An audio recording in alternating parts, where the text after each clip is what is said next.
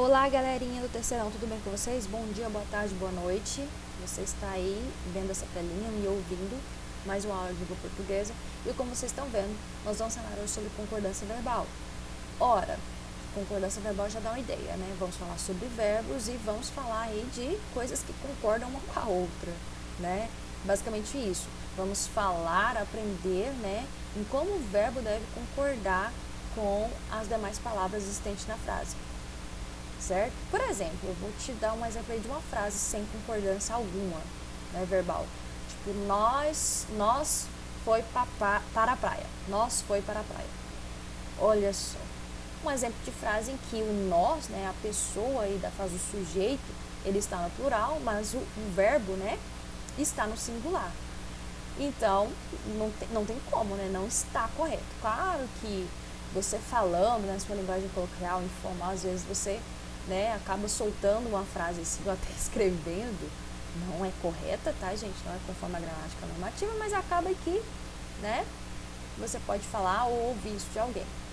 Não cometam aí, né, um preconceito linguístico, né, mas não é correto. Então a gente vai aqui aprender hoje a como fazer com que essas palavras, né, estejam devidamente em concordância com o verbo, né, fazer todas elas ficarem em harmonia, certo? Seja na escrita, seja na fala, como que funciona essa concordância verbal. Então vamos lá. Aqui temos o cabeçalho, aqui os objetivos, né? Os objetivos dessa aula e das demais adiante será revisar os tipos de sujeito, empregar adequadamente as regras de concordância nominal, que é a relação entre o substantivo e seu determinante, e as regras de concordância verbal, que é a relação entre o verbo e o sujeito simples e composto. E também compreender o efeito de sentido dos complementos modificadores do sujeito e do verbo, conforme a adequação de número pessoa, ou seja, esse número pessoa é o número singular ou plural, pessoa primeira, segunda, terceira dos cursos, seja no singular ou no plural. É isso que a gente vai aprender, basicamente. Certo? O que vem a ser essa concordância verbal, então? Gente, concordância verbal é o processo, né, que faz com que as palavras de uma frase, né, elas se modifiquem, né, modifiquem a sua terminação, ajustando-se umas às outras, né, para concordar em pessoa e número. Aqui deixei mais essas definições aqui para você entender e deixar anotadinho no seu caderno. Concordância verbal é a conformidade do verbo com seu sujeito em número e pessoa. Processo em que as palavras de uma frase se modificam suas terminações para se ajustarem às outras. O verbo ele vai concordar com o núcleo do sujeito em número e em pessoa. Então, isso é que deve ocorrer para ter a devida concordância verbal na língua portuguesa. Tá bom? E para aprender sobre a concordância verbal, eu vou, antes de mais nada aqui, revisar com vocês, revisar, viu, que vocês aprenderam lá no ensino fundamental, que vocês também sabem, porque nós usamos isso aqui desde o ano passado, né, que a gente estudou sobre os verbos todinho, então você já tem uma ideia aqui quais são os tipos de sujeito, né, na língua portuguesa. Então, eu só vou relembrar isso aqui com vocês, revisar brevemente, para a gente tá afiado aí, para compreender direitinho a concordância verbal, tá? Então vamos lá. Nós temos aí, né, na língua portuguesa, o sujeito simples, o sujeito composto, o sujeito indeterminado, o sujeito oculto e o sujeito inexistente. Esses são os nossos tipos de sujeito. Aqui eu vou falar de cada um e dar um exemplo rapidinho para a gente adentrar aí a nossa explicação sobre concordância verbal, tá? Porque ele vai aí sempre pedir para você analisar o sujeito, tá bom? Então, olha só. Sujeito simples é quando o verbo principal de uma frase faz referência a um sujeito de núcleo único. Temos, então, o sujeito simples, ok? O núcleo do sujeito é a sua palavra principal e a mais importante. Você vai entender o porquê. Olha só nesse exemplo de sujeito simples, ok? Temos aí, Cristina comprou um carro. Se nós perguntarmos, né, para achar aí o sujeito, quem comprou o carro? Logo, a resposta será Cristina, certo? Então, o verbo comprou aqui, ele vai nos dar essa referência a um sujeito de núcleo único, que é Cristina, certo? Então, ele aqui tem devida concordância e temos aqui um sujeito simples. Outro exemplo, os alunos estão brincando no pátio. Esse segundo exemplo, se a gente se perguntar quem está brincando no pátio, nós vamos ter a resposta os alunos, certo? Nesse caso, esse sujeito é formado por duas palavras, certo? Essas duas palavras são os alunos, certo? No entanto, o núcleo do sujeito, né, o mais importante aqui são alunos, tá? Esse é o núcleo do sujeito, alunos. Sujeito simples, pronto, basicamente isso. Encontrou o sujeito, né? Você vai analisar se ele está sozinho, né? Então ele vai ser simples, tá? E o verbo também vai te ajudar a saber disso. Exemplos de sujeito composto. Quando o verbo principal de uma frase faz referência a dois ou mais núcleos do sujeito, temos sujeito composto, ou seja, porque a gente já entende que a frase não vai ter somente um núcleo do sujeito, ele pode ter mais de um, tá? Então, vai se tratar de sujeito composto. Olha o exemplo. Maria e Carla fizeram os brigadeiros. Se a gente fizer a pergunta, quem fez esses brigadeiros? Logo teremos a resposta de que foi Maria e Carla. Então, logo temos um sujeito com dois núcleos.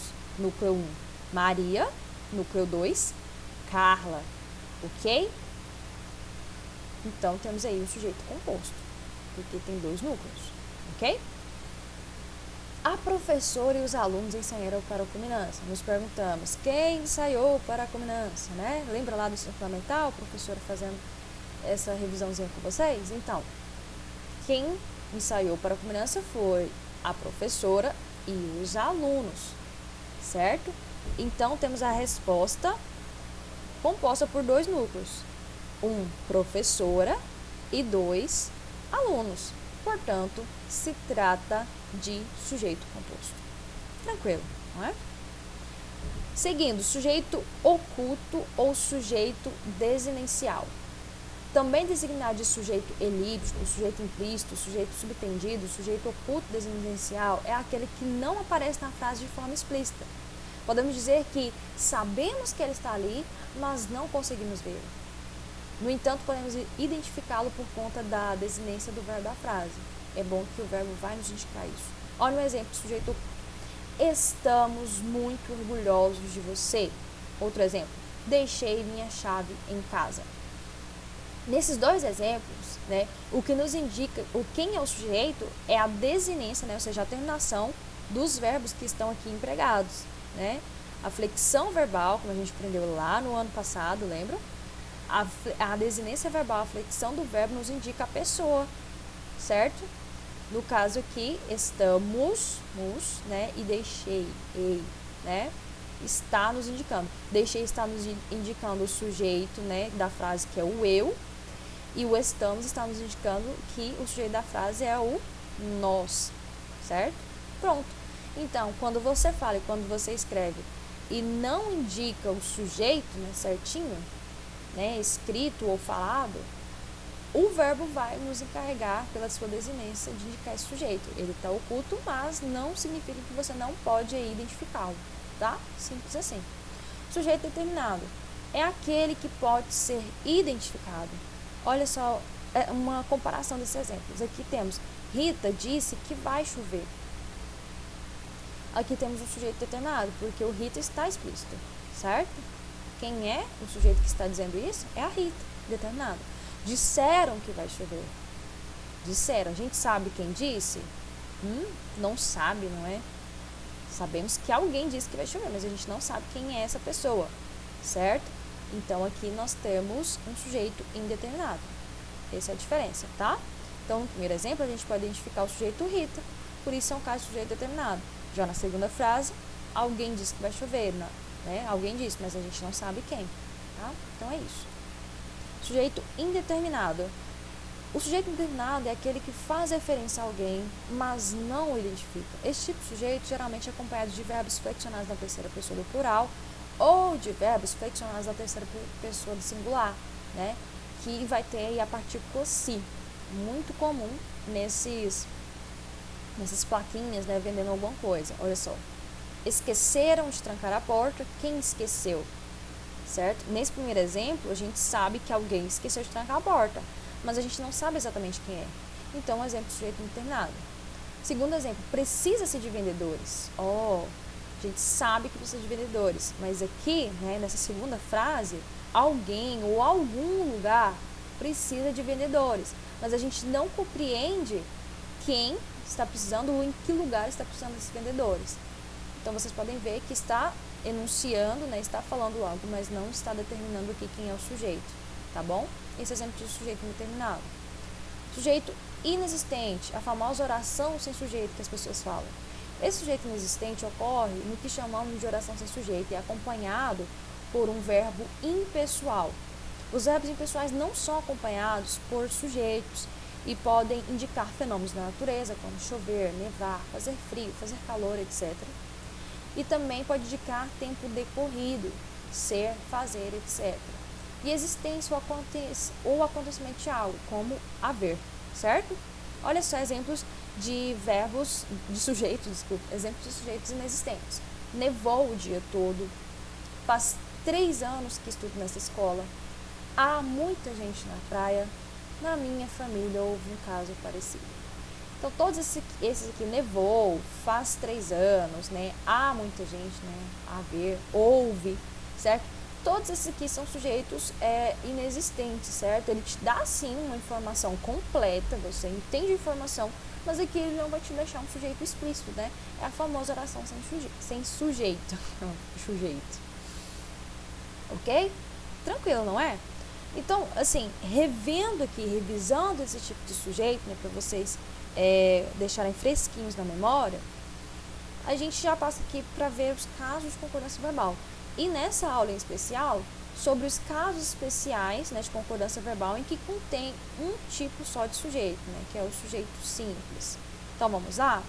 Olha só. Sujeito constituído por expressão partitiva, o que é, né, essa expressão partitiva? Ora, é quando você emprega a expressão a maior parte de, uma porção de, grande parte de, etc. Quando você prega essas expressões, se trata de expressão partitiva. Então, quando nós tivermos uma frase em que o sujeito é constituído por expressão partitiva, né, o verbo ele pode ficar tanto no singular quanto no plural, certo? Então, aqui a gente já está vendo o primeiro caso de concordância verbal, tá? E aqui, nessa primeira aula, só com o sujeito simples. Então, olha só. Exemplo. A maioria dos candidatos participou. Temos aqui a frase constituída, né, de sujeito de expressão partitiva. Então, a maioria. Para a gente saber, né, mas participou ou participaram? Né? Você não sabe como que você vai concordar o seu verbo, né? Se vai ser o verbo no singular ou no plural. Nesse caso, meninos, prestem atenção. Nesse caso, quando faz uma expressão partitiva como sujeito na frase, você pode usar tanto uma como a outra. Tranquilo, não é?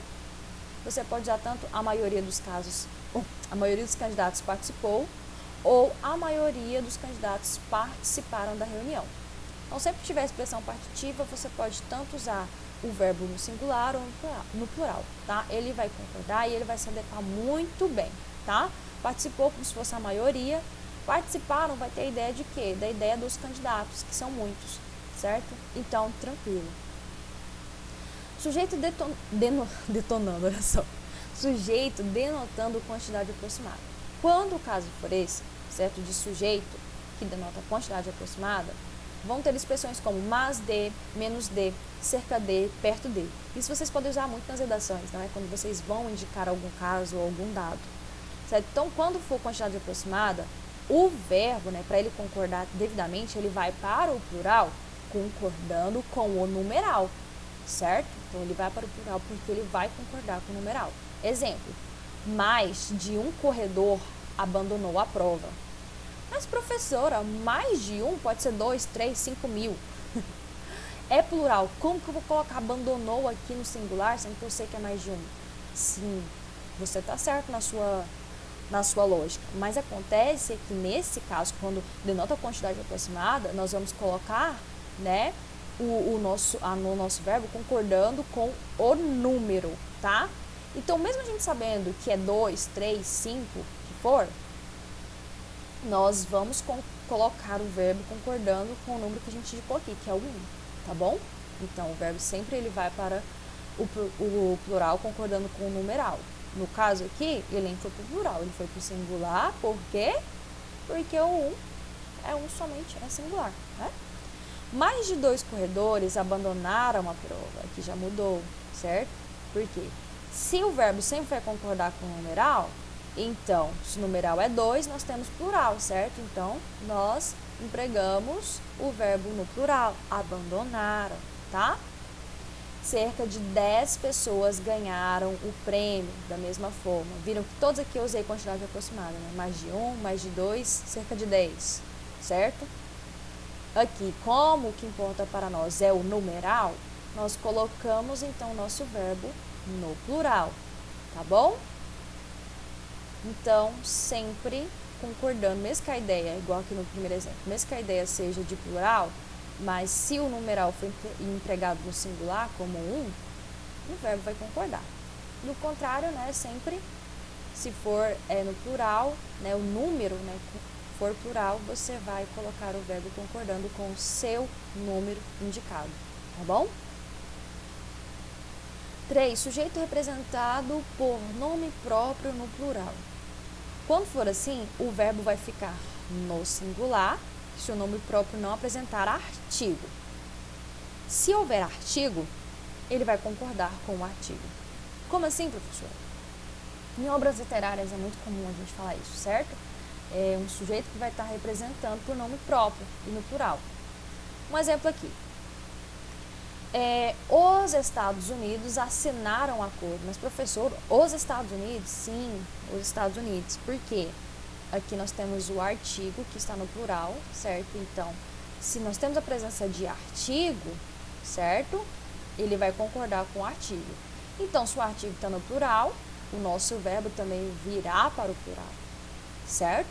Outro exemplo. Brotas fica no estado de São Paulo, uma cidade, né? Como a gente não costuma empregar o artigo, se ele está sem o artigo aqui, as brotas, né, ficam no estado de São Paulo, né, que no caso seria, se não tem artigo, fica no singular, certo? Como está aqui, ó, o verbo fica no singular se o nome próprio não apresentar artigo. Então, brotas fica no estado de São Paulo. Né, mesmo que apresente ideia de plural, né, como não é acompanhado de artigo, fica no singular. Aí, exemplo de obras literárias, que a gente usa muito, né, que eu falei aqui no início do exemplo. Memórias Póstumas de Brás Cubas mudou a minha vida. A gente está se referindo à obra literária, a gente está referindo ao sujeito, né, por nome próprio no plural. Como eu não tenho artigo, sim, mudou, né, o verbo aqui mudar, ele continua no singular, tá? Agora, se eu colocar aqui o artigo As Memórias Póstumas de Brás Cubas, né, se eu colocar aqui o artigo no plural, aí sim, eu emprego o meu verbo também no plural. As memórias póstumas de Brás Cubas mudaram a minha vida, mudaram minha vida, certo? Esse é o exemplo. Também tranquilo, não é? E aqui eu acho que é o último exemplo dessa aula, né, com o sujeito simples.